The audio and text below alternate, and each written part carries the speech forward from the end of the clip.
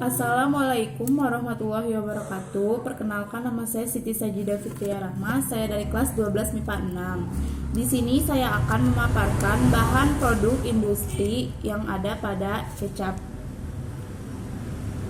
Komposisi kecap: gula, sari kacang kedelai 12%, mengandung gandum 0,6%, air, garam, pewarna alami karamel 3 dan 4, pengawet natrium benzoat, penstabil nabati, pengatur keasaman.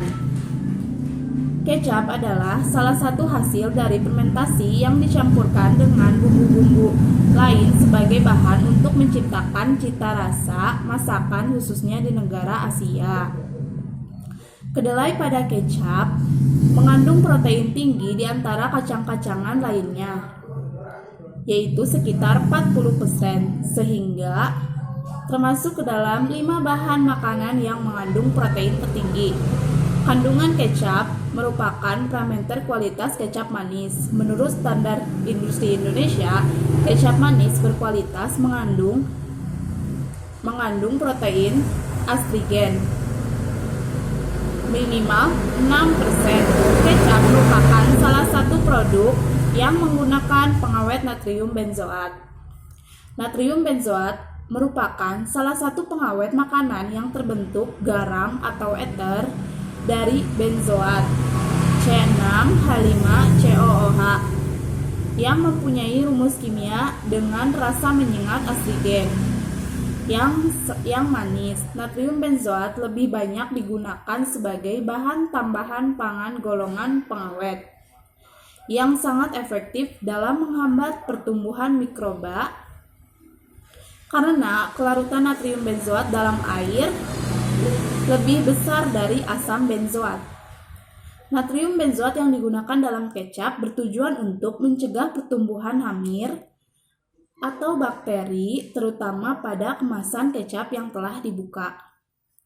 Berdasarkan riset yang dilakukan oleh Sheffield University di Inggris menyatakan bahwa natrium benzoat diperkirakan dapat merusak DNA mitokondria, mengalami kerusakan fungsi yang serius.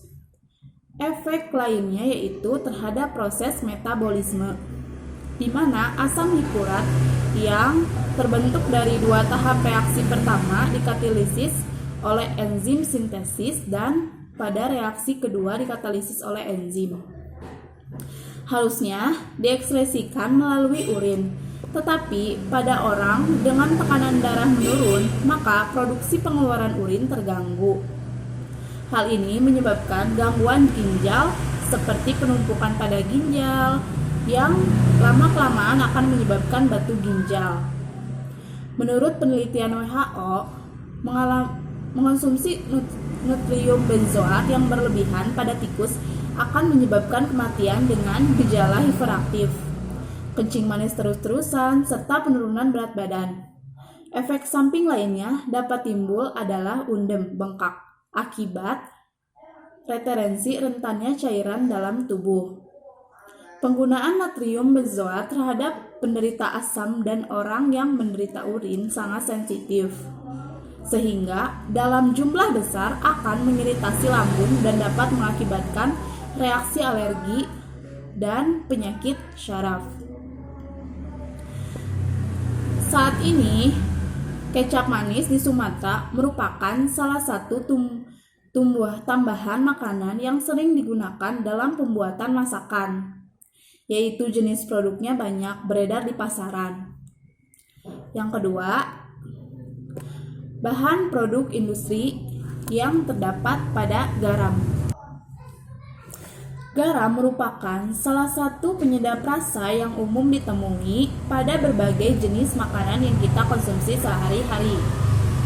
Kebanyakan makan siang dan malam yang Anda santap tentu akan terasa hambar jika tidak menggunakan garam. Dalam ilmu kimia, garam adalah senyawa ionik yang terdiri dari ion positif dan ion negatif, sehingga membentuk senyawa netral. Garam terbentuk dari hasil asam dan basa. Komponen kation dan anion ini dapat berupa senyawa, juga berupa senyawa organik seperti asetat CH3OO dan ion monoatomik seperti fluorida F. serta ion paliatomik seperti sulfat SO4. Natrium klorida NaCl adalah bahan utama garam dapur. Ada banyak macam-macam garam. Garam yang terhidrolisa dan membentuk ion hidroksida ketika dilarutkan dalam air maka dinamakan garam basa. Garam yang terhidrolisa dan membentuk ion hidronium di air disebut sebagai garam asam. Garam asam merupakan garam basa. Larutan zwitteron mempunyai sebuah nanionik dan kationik di tengah molekul garam. Contohnya asam amino, metabolit, peptida, dan protein. Larutan garam dalam air merupakan larutan elektrolit, yaitu larutan yang dapat menghantarkan arus listrik. Cairan larutan garam misalnya sitoplasma dan ini juga mengandung banyak ion-ion lainnya, maka tidak akan membentuk garam setelah airnya diuapkan. Konsumsi garam yang tinggi dapat menyebabkan tingginya kadar natrium di dalam darah meningkat dan volume darah akan meningkat sehingga tekanan darah juga naik. Hal ini berujung pada berbagai gangguan kesehatan lain seperti hipertensi, stroke, dan gagal jantung. Sekian dari saya, kurang lebihnya mohon maaf. Wabillahi taufiq wal hidayah. Wassalamualaikum warahmatullahi wabarakatuh.